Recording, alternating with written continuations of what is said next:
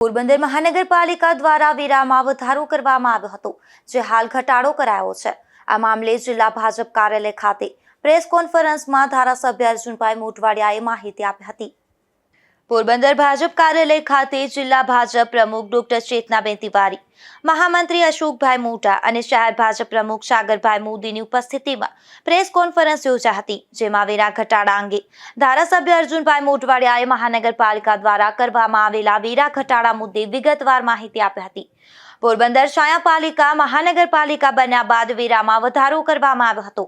આ વધારા વ્યાજબી ન હોવાની લોકોની રજૂઆત આવેલ હતી, જે અનુસંધાને કેન્દ્રીય મંત્રી અને સાંસદ ડોક્ટર મનસુખભાઈ માંડવિયાએ પોરબંદર મહાનગરપાલિકાને સૂચના આપી ને વેરો વધારો મોકૂફ રાખ્યો હતો। ત્યારબાદ ધારાસભ્ય અર્જુનભાઈ મોઢવાડિયા દ્વારા અને કમિશનર પ્રજાપતિ દ્વારા રાજ્ય સરકારમાંથી નવા વેરા અંગે પત્ર વ્યવહાર અને નવેસરથી વેરા રદ નક્કી કરવા કાયદેસરની કાગળની કાર્યવાહી કરવામાં આવી હતી। જિલ્લા ભાજપની ટીમ પ્રમુખ ડોક્ટર ચેતનાબેન તિવારી, મહામંત્રી અશોકભાઈ મોટા, શહેર ભાજપ પ્રમુખ સાગરભાઈ મોદી અને પૂર્વ કેબિનેટ મંત્રી બાબુભાઈ બોખીરા સહિતનાઓ દ્વારા આ બાબતે સતત ફોલોઅપ લેવામાં આવ્યું હતું। ત્યારે પોરબંદર મહાનગરપાલિકા દ્વારા વેરામાં ઘટાડો કરી નાખવામાં આવ્યો છે।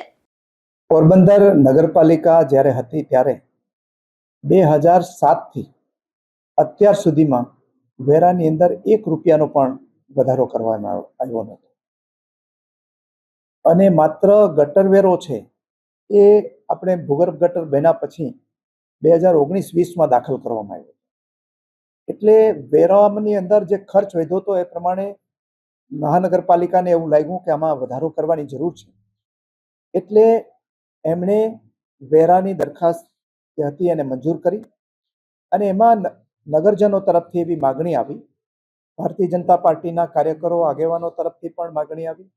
એ ઉપરાંત પોરબંદરના સાંસદ ડોક્ટર મનસુખભાઈ માંડવિયાએ પણ અહીંયા આવીને અધિકારીઓને વેરાના અંદર ઘટાડો કરવા માટે જણાવ્યું હતું। એ સંદર્ભે બીજા મહાનગરપાલિકાઓ સાથે પોરબંદરના વેરાની સરખામણી કરતા વધારેલો જે દર હતો એ પછી પણ આપણી પોરબંદરની મહાનગરપાલિકાની અંદર જે વેરો હતો એ વેરો ઓછો જ હતો, પરંતુ છતાં નગરજનોની માગણી એવી હતી કે એક સાથે આટલો વેરાનો વધારો થાય છે એટલે એનો ઘટાડો કરવામાં આવે।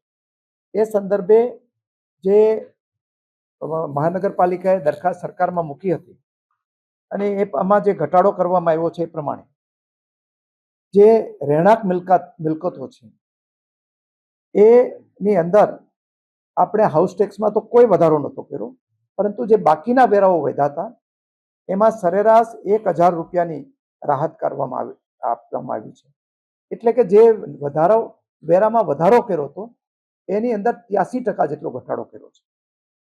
બિન રહેણાંક મિલકતો છે એમાં સરેરાશ 700 રૂપિયાનો ઘટાડો કરવામાં આવ્યો છે, એટલે કે જે બિન રહેણાંક મકાનો હતા એમાં 63% જેટલી રાહત આપવામાં આવી છે અને જે બાકીના જે આપણે ટ્રસ્ટ સંચાલિત મિલકતો છે એ ટ્રસ્ટ સંચાલિત મિલકતોમાં જે બિન વ્યાપારિક કામ કરે છે એને આ જે ઘટાડેલા વેરામાં પણ 50% જેટલી રાહત એમને આપવામાં આવશે। એ ઉપરાંત જે ધાર્મિક સ્થાનો છે એના ઉપર કોઈ પણ પ્રકારનો વેરો લેવામાં આવશે નહીં, એટલે એ રીતે આજે પોરબંદરની જનતાની જે માગણી હતી એ માગણી પ્રમાણે વેરાની અંદર ખૂબ મોટે પાયે ઘટાડો કરવામાં આવ્યો છે અને આજે પણ જે વેરાના દરો બીજા મહાનગરપાલિકાઓમાં છે એમાં જામનગરમાં મિલકત વેરો છે રહેણાંક મકાનો ઉપર ₹16 છે અને જુનાગઢમાં ₹26 છે।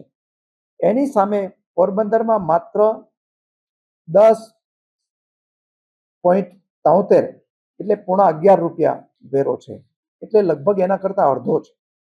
જ્યારે બિન રહેણાંક મિલકતો છે એમાં જામનગરમાં દર ₹32 છે અને જુનાગઢમાં ₹47 છે।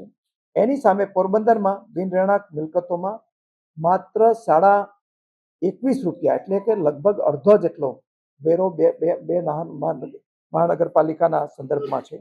એટલે આપણે ખૂબ મોટે પાયે ઘટાડો કર્યો છે. એની સામે જે સેવાઓ છે એ નાગરિક સેવાઓમાં અનેક ગણો વધારો થવાનો છે.